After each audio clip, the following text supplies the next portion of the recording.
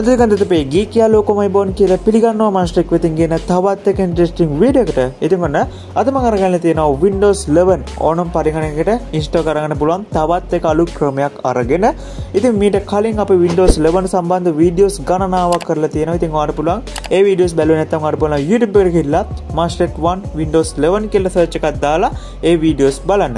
ඉතින් මේ ක්‍රමයේදී අපිට කිසිම third party දෙයක් අවශ්‍ය වෙන්නේ නැහැ. අවශ්‍ය වෙන්නේ අපේ pen එක bootable කරන Rufus software එක විතරයි.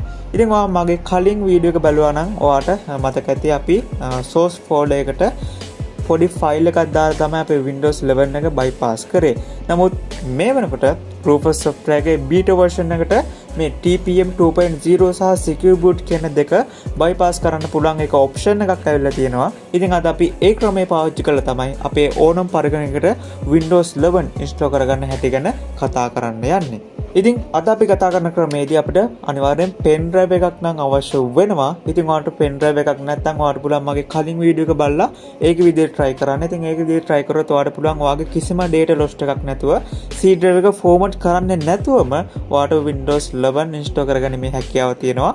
ඉතින් ඔයා ඒ වීඩියෝ එක බලලා නැත්නම් ඔයාලට පුළුවන් පල්ලෙහා තියෙන description area එකේ මම link එක දාලා තියන්නම්. ඉතින් ඒ හරහා ඔයාලට ඒ වීඩියෝ එක බලලා සාමාන්‍යයෙන් හොඳ idea එකක් ගන්න පුළුවන් මේ Windows 11 installing process එක ගැන. ඉතින් එහෙනම් අපි මුලින්ම අපේ Rufus software එකේ beta version එක මුලින්ම download කරගෙන ඉමු. ඉතින් සුපුරුදු වර්ධි මම පල්ලෙහා description area එකේ link එකක් දාලා තියෙයි. ඔයාලට පුළුවන් ගිහලා ඒ link එක click කරන්න. link එක click කරාට පස්සේ ඔයා මෙන්න මේ වගේ interface එකකට තමයි අරගෙන එන්නේ. ඉතින් මේ ads අතරින් ඔයාලට බලා ගන්න පුළුවන් මෙන්න මෙතනින් subscribe කියලා බටන් එකක් තියෙනවා. ඉතින් ඔයා මේ subscribe වෙන්න බටන් එක click කරන්න. ඉතින් ඔයා තාමත් මගේ YouTube channel එක subscribe කරලා නැත්නම් ඔයාලට පුළුවන් දැම්ම මෙන්න මෙතනින් තියෙන රතු පාට subscribe බටන් එක ඔබලා අපේ channel එක subscribe කරන්න. ඒ වගේම notification bell icon click කරන්නත් අමතක කරන්න එපා. ඉතින් ඔයා subscribe කළා නම් තියෙන ප්‍රශ්නයක් නැහැ. ඔයාලට පුළුවන් මෙන්න තියෙන back page එකට ගියාට පස්සේ ඔයාලට බලා ගන්න පුළුවන් මෙන්න මේ විදිහට subscribe කරාට පස්සේ අපේ link එක මේ විදිහට unlock වෙලා තියෙනවා. ඉතින් ඔයාලට පුළුවන් මේ get link කියන tab එක click කරන්න. click කරාට පස්සේ ඔයාලට මෙන්න මේ විදිහට අපේ Rufus software එකේ beta version එක download කරගන්න පුළුවන් Google Drive link එක ලැබෙනවා. ඉතින් ඔයාලට පුළුවන් මෙන්න මෙතන තියෙන මේ download button එක click කරලා මේ software එක මුලින්ම download කරගන්න. හරි මේ තියෙන්නේ අපි download කරගත්ත Rufus software එක. ඉතින් ඔයා මුලින්ම මේ Rufus software එක extract කරගන්න. extract කරගත්තට පස්සේ ඔයාලට බලා ගන්න පුළුවන් මෙන්න මේ වගේ folder එකක් create වෙනවා. ඉතින් ඔයා මේක මුලින්ම open කරගන්න. open කරගත්තට පස්සේ ඔයාලට බලා ගන්න පුළුවන් මෙන්න මේ විදිහට අපේ Rufus software එක තියෙනවා. ඉතින් ඔයා මේ Rufus software එක මුලින්ම open කරගන්න. open කරගත්තට පස්සේ අපිට මෙන්න මේ වගේ interface එකක් තමයි බලා ගන්න පුළුවන් වෙන්නේ. ඉතින් මම දැනටමත් මගේ computer එකට මම pen drive එකක් input කරගෙන තියෙන්නේ. ඉතින් ඔයාලට පුළුවන් 8GB හෝ ඊට වැඩි storage එකක් තියෙන pen drive එකක් මේ වැඩේට භාවිතා කරන්න. හරි. මම මුලින්ම ඔයාලට පුංචි tips එකක් කියලා දෙන්න යන්නම්. ඉතින් ඔයා මීට කලින් මගේ වීඩියෝ එක බලලා නම් ඔයාලට බලා ගන්න පුළුවන් ඇති මම Windows 11 Microsoft සමාගමේ නිල වෙබ්සයිට් එකෙන් තමයි download කරේ. ඉතින් මම මේ Rufus software එක භාවිතා කරලා තමයි මේ පාර Windows 11 download කරගන්න යන්නේ.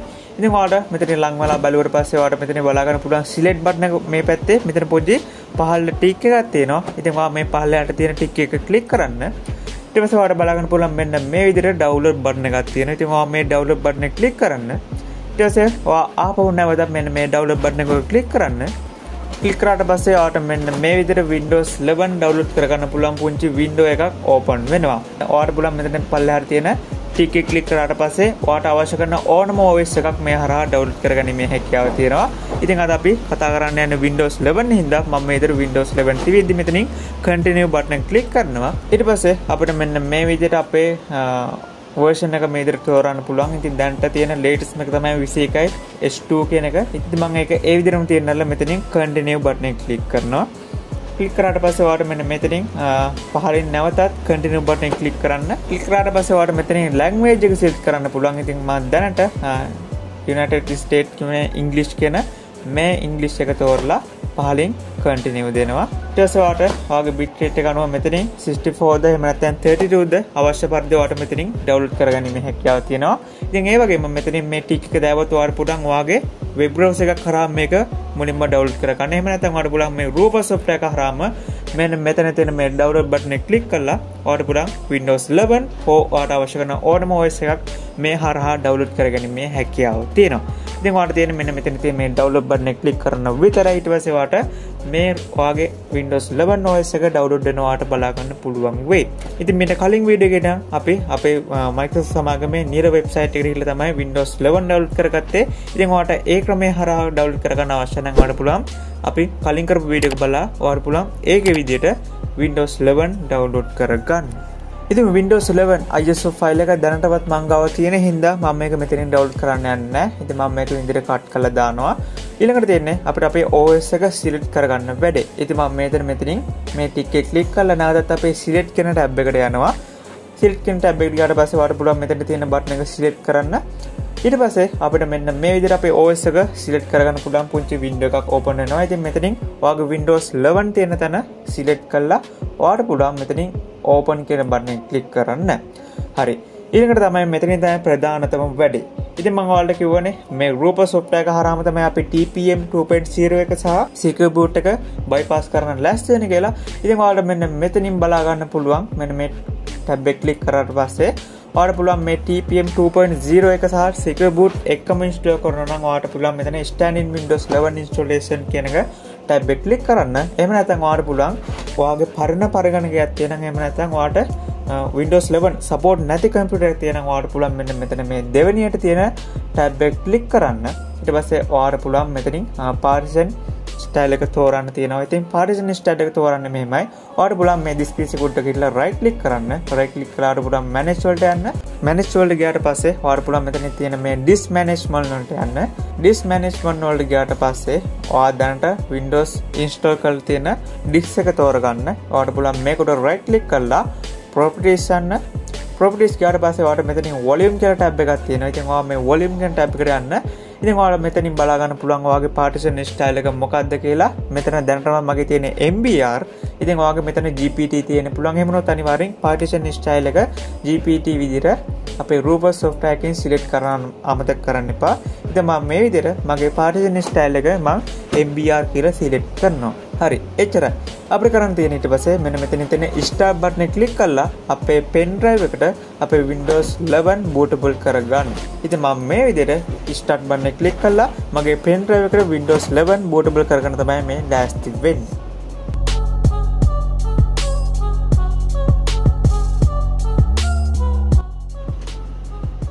ඉතින් ඔයාලට බලා ගන්න පුළුවන් මෙන්න මේ විදිහට අපේ Windows 11 bypass වෙන්න පටන් ගන්නවා. මෙන්න මේ විදිහට අපේ pen drive එකට bootable වෙලා ඉවරුනාට පස්සේ. ඉතින් මෙන්න මේ විදිහට අපේ pen drive එක සම්පූර්ණයෙන්ම bootable කරලා ඉවරයි. ඉතින් දැන් තියෙන අපිට සාමාන්‍ය විදිහට Windows 11 pen drive එක හරහා boot කරලා install කරන්න තමයි දැන් තියෙන්නේ. ඉතින් දැන් මම මේ විදිහට මගේ computer එක මුලින්ම මම මේ විදිහට restart කරගෙන මගේ pen drive එකෙන් Windows 11 boot කරගන්න තමයි මේ ලෑස්ති වෙන්නේ.